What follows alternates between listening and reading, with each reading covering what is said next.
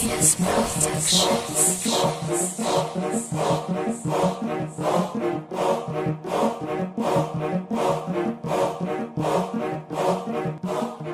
Pilipinas ay mayaman, mayaman. Ang Pilipinas ay mayaman. Ang mga politisyan ng Pilipinas ay mayaman, mayaman. Ang Pilipinas ay mayaman sa kahirapan. Haha, halalan na naman, malapit na naman ang botohan. Marami na naman ngayon ang lokohan, dahil sa isang upuan na kanilang pinag-aagawan.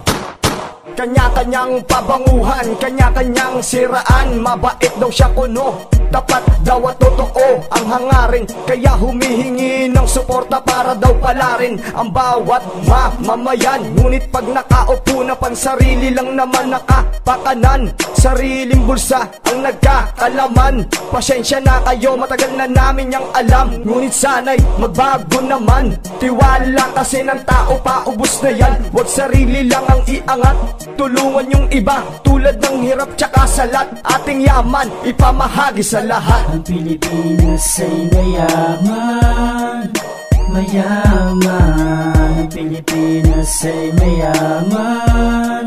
Ang mga politisyan ng Pilipinas ay mayaman, mayaman. Ang Pilipinas ay mayaman sa kahirapan.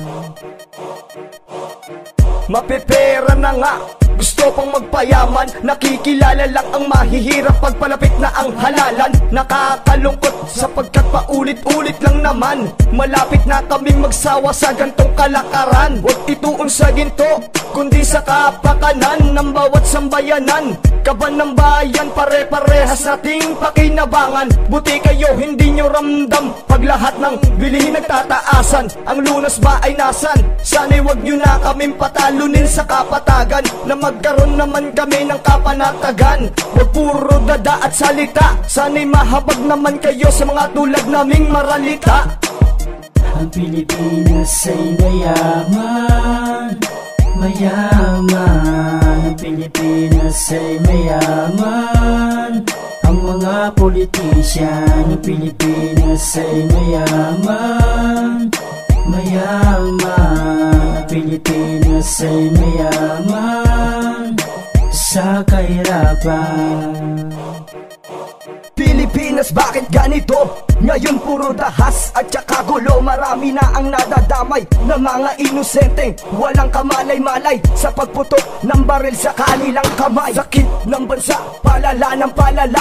Ang pag-angat ba'y isa na lamang himala na parang diabetes. Mamamatay ka sa salitang matatamis na nagmula sa baba hanggang sa pataas. Kuryente at gas, dilata at bigas, ngunit sweldo na may nakakahagas. Kaya wag nang itikong mambibig, halikan at magsigasig. Gamitin na ang boses panyanig sa damdamin nilang walang mga habag. Di porket bumuka na ang bibig, ibig sabihin lumabag dito sa ating pamahalaan. Ang tanong, kailan ba natin wakasan? Ang Pilipinas ay mayaman, mayaman. Ang Pilipinas ay mayaman.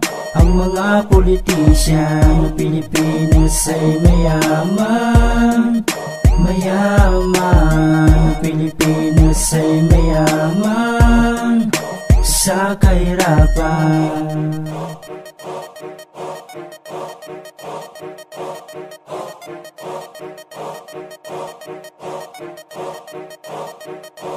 Power Beats.